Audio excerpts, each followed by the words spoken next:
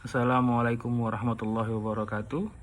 Perkenalkan, nama saya Rahmat Setiadi dari Fakultas Ekonomi Universitas Pancabakti Pontianak, jurusan Manajemen dengan NIM 201041731. Untuk video kali ini saya akan mengerjakan tugas UAS mata kuliah Manajemen Pemasaran.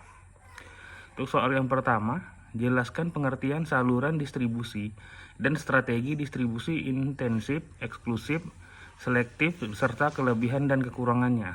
Saluran distribusi adalah sekelompok pedagang dan agen perusahaan yang mengkombinasikan antara pemindahan fisik dan nama dari suatu produk untuk menciptakan kegunaan bagi pasar tertentu. Strategi distribusi intensif merupakan kegiatan mendistribusikan produk ke semua tingkatan konsumen. Distribusi intensif ini digunakan untuk barang-barang kebutuhan hari yang tidak memakan tempat dan tidak memerlukan keahlian dan tenaga penjual. Strategi distribusi selektif adalah kegiatan mendistribusikan produk dengan selektif, yaitu suatu daerah tertentu hanya dipilih beberapa toko saja. Distribusi selektif cocok digunakan untuk produk seperti barang elektronik.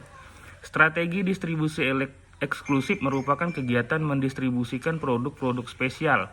Distribusi eksklusif ini cocok untuk mendistribusikan barang yang mewah, yang bernilai tinggi. Tidak semua konsumen dapat menggunakannya.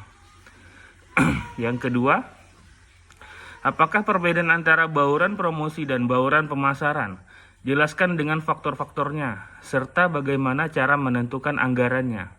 Bauran promosi atau promotion mix, yaitu berbagai perangkat komunikasi yang digunakan untuk kegiatan promosi.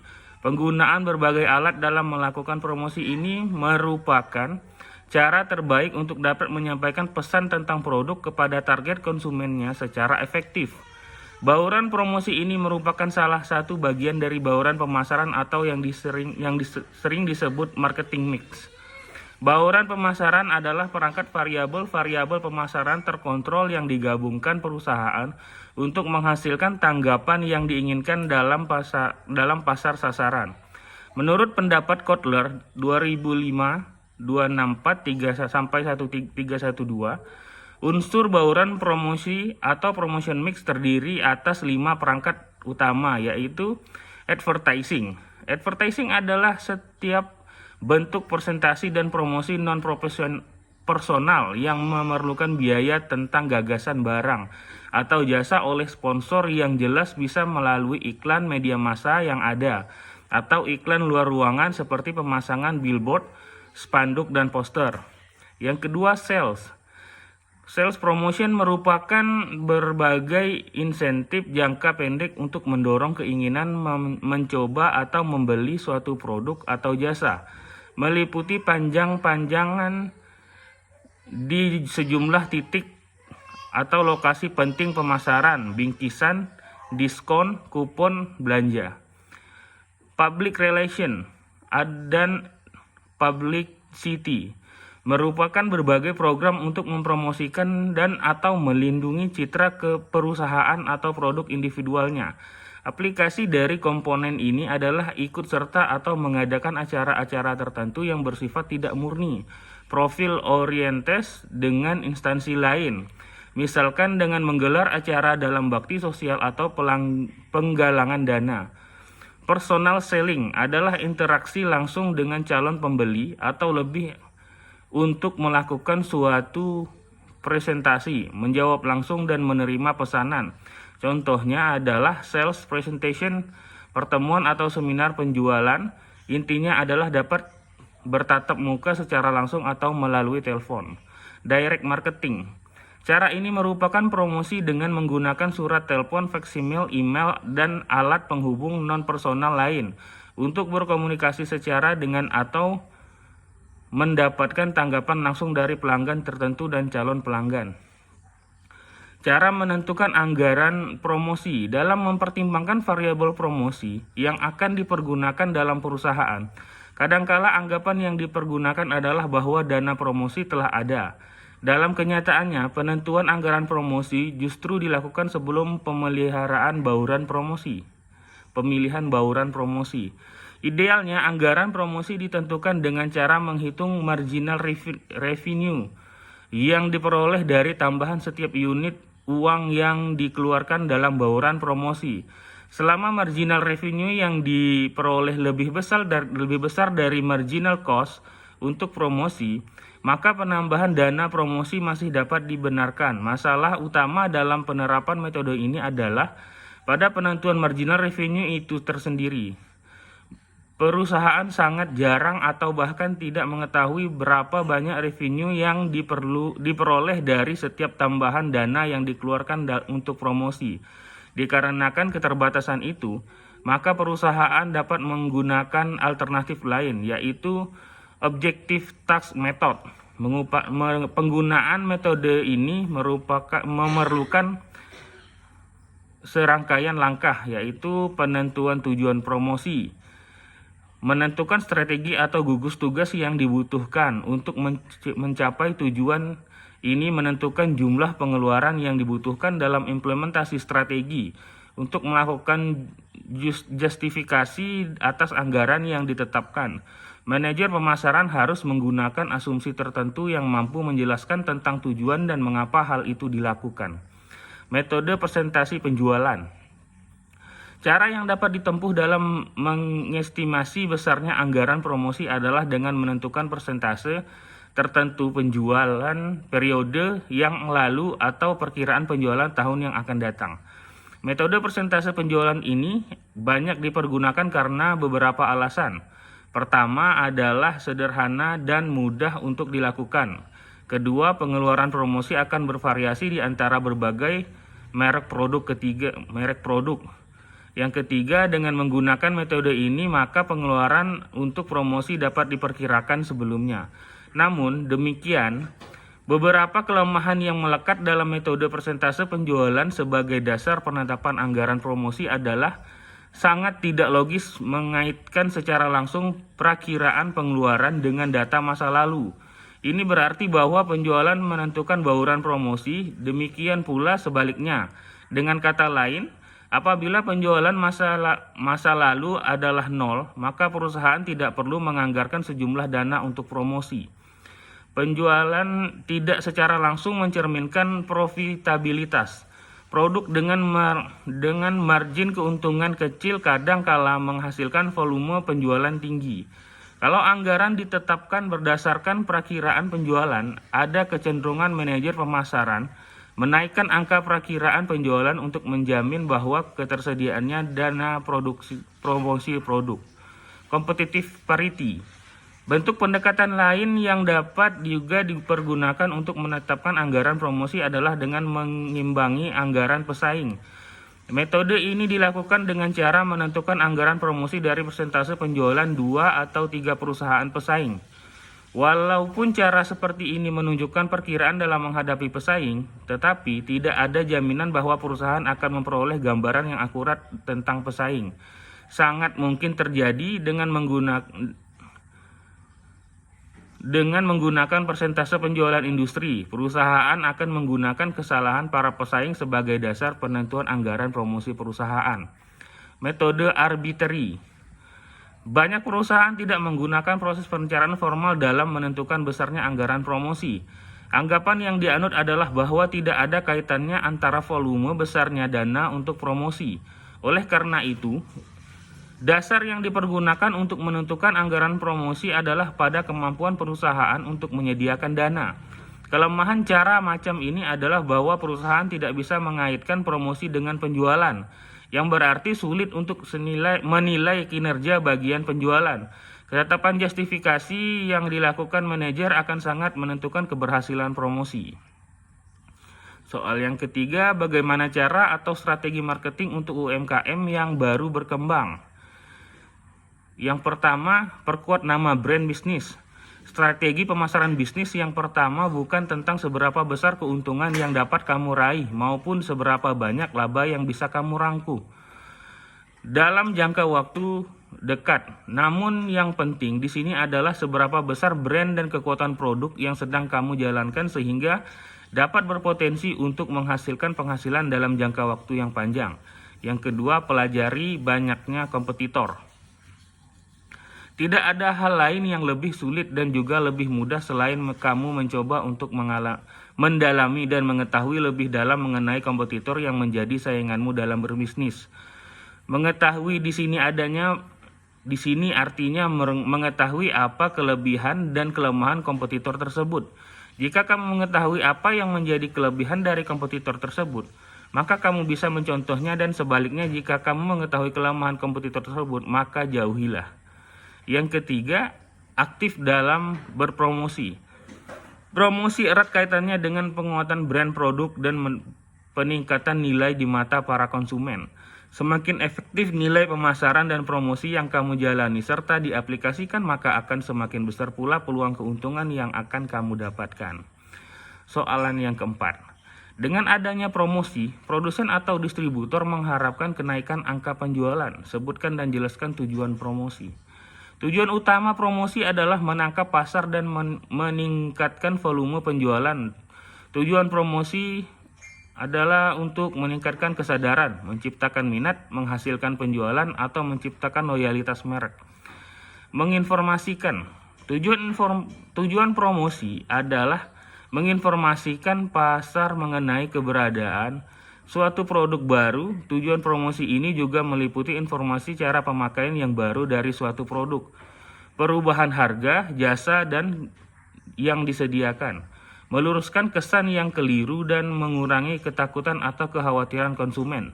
Tujuan ini juga dapat membangun citra sebuah produk atau perusahaan. Tujuan yang kedua adalah membujuk. Tujuan promosi yang kedua adalah membujuk. Promosi membantu pembentukan pilihan merek, mengalihkan pilihan ke merek tertentu, mengubah persepsi, dan mendorong calon konsumen untuk membeli produk tersebut. Tujuan promosi selanjutnya adalah mengingatkan calon konsumen bahwa produk yang bersangkutan dibutuhkan dalam waktu dekat. Promosi sebagai pengingat, mengingatkan calon konsumen akan tempat-tempat yang menjual produk perusahaan. Promosi juga membantu konsumen untuk tetap mengingat produk tersebut. Promosi menjaga agar ingatan pertama pembeli jatuh pada produk perusahaan tersebut. Tujuan promosi yang selanjutnya membedakan sebuah produk. Tujuan dari promosi ini adalah mendiferensiasikan produk atau tujuan jasa perusahaan dengan produk atau jasa pesaing. Dengan promosi, perusahaan akan melatih konsumen untuk bisa membedakan sebuah produk. Pemasar berupaya meraih tempat di dalam benak konsumen. Ini dilakukan dengan mengkomunikasikan perbedaan-perbedaan signifikan mengenai atribut, harga, kualitas, atau manfaat dari produk atau jasa konsumen. Tujuan yang berikutnya, tujuan promosi yang paling utama adalah menaikkan penjualan. Beberapa strategi berkonsentrasi pada merangsang permintaan premier walaupun sebagian menstabilkan penjualan.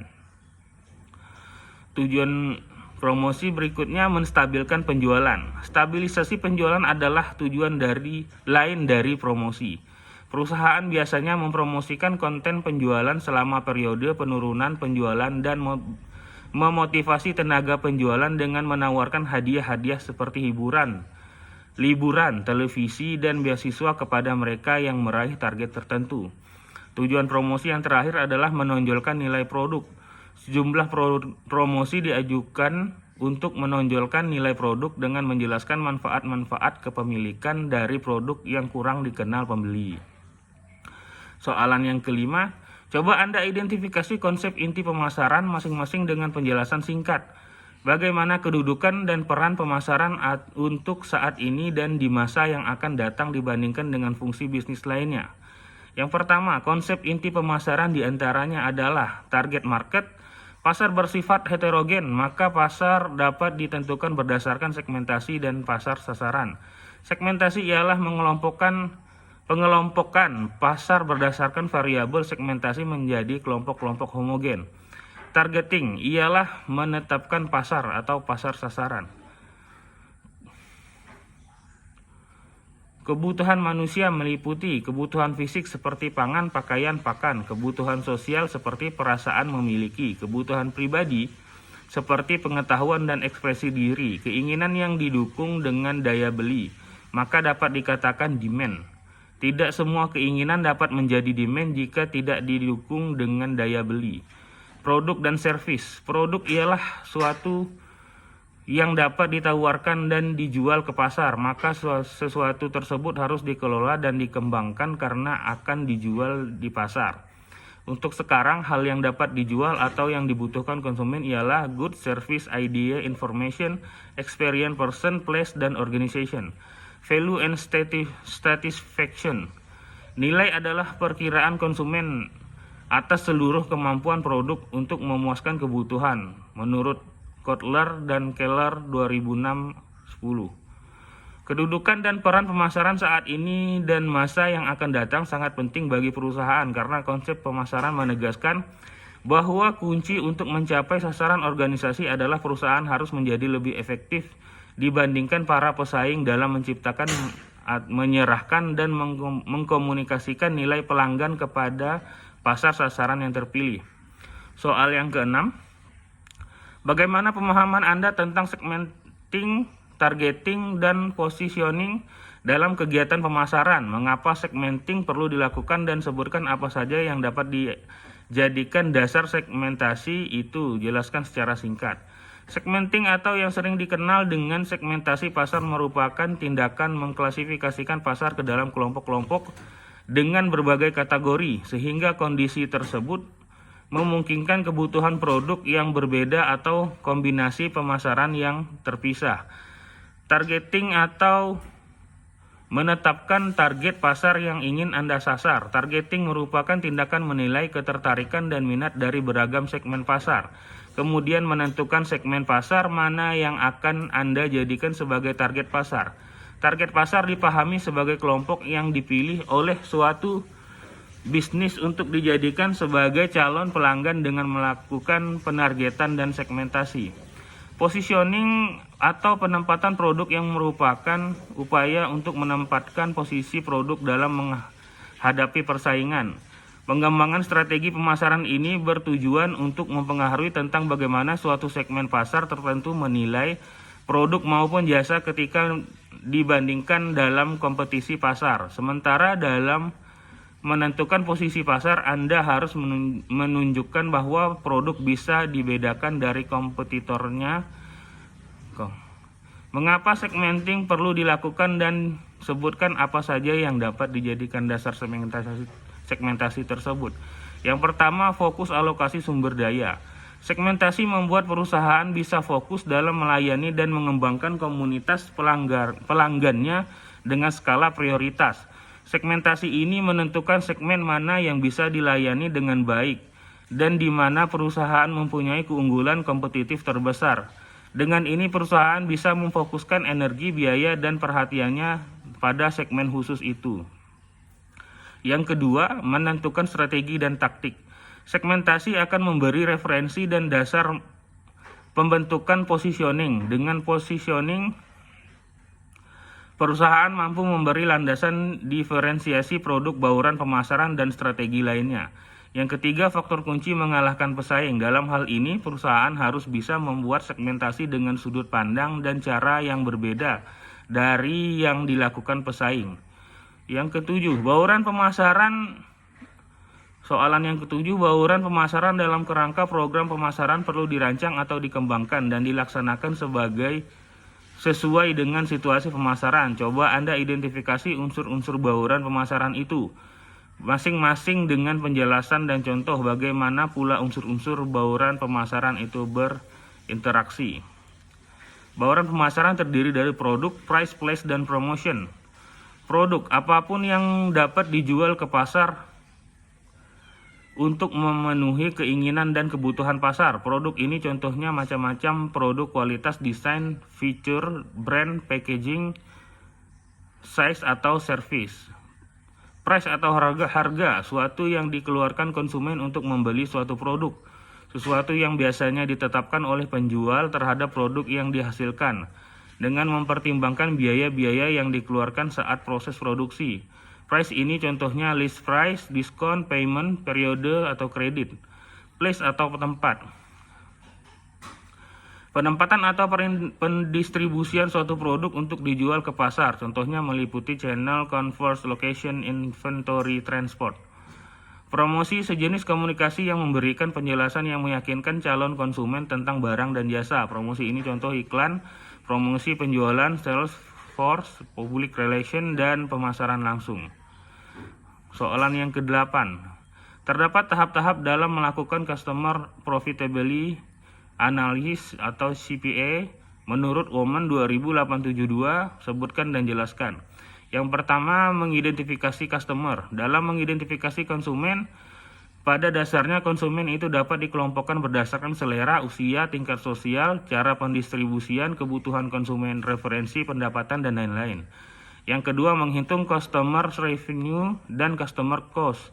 Customer revenue adalah pendapatan yang diperoleh oleh perusahaan dalam melakukan usahanya, dan ini ditentukan oleh faktor jumlah pembelian konsumen akan produk, pemberian diskon dan pada konsumen, dan sales return and allowance.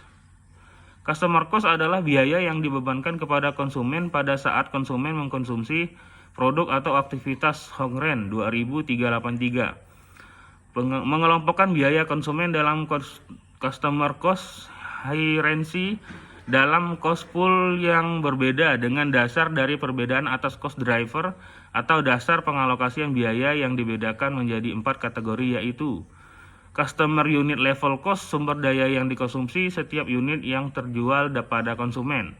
Customer batch level cost, sumber daya yang dikonsumsi pada setiap terjadi penjualan. Customer sustaining cost, sumber daya atau jasa yang dikonsumsi berkaitan dengan setiap unit atau setiap terjadi penjualan kepada konsumen. Distribution channel cost, sumber daya yang dikonsumsi yang berkaitan dengan channel distribusi yang digunakan untuk melayani konsumen. Menganalisa mana konsumen yang menguntungkan dan mana yang kurang menguntungkan. Perusahaan harus menganalisa terlebih dahulu beberapa margin yang diperoleh untuk pihak perusahaan dengan mengurangi pendapatan yang diperoleh dari masing-masing konsumen dengan biaya yang dikeluarkan untuk melayani masing-masing jenis konsumen. Soalan yang ke-9.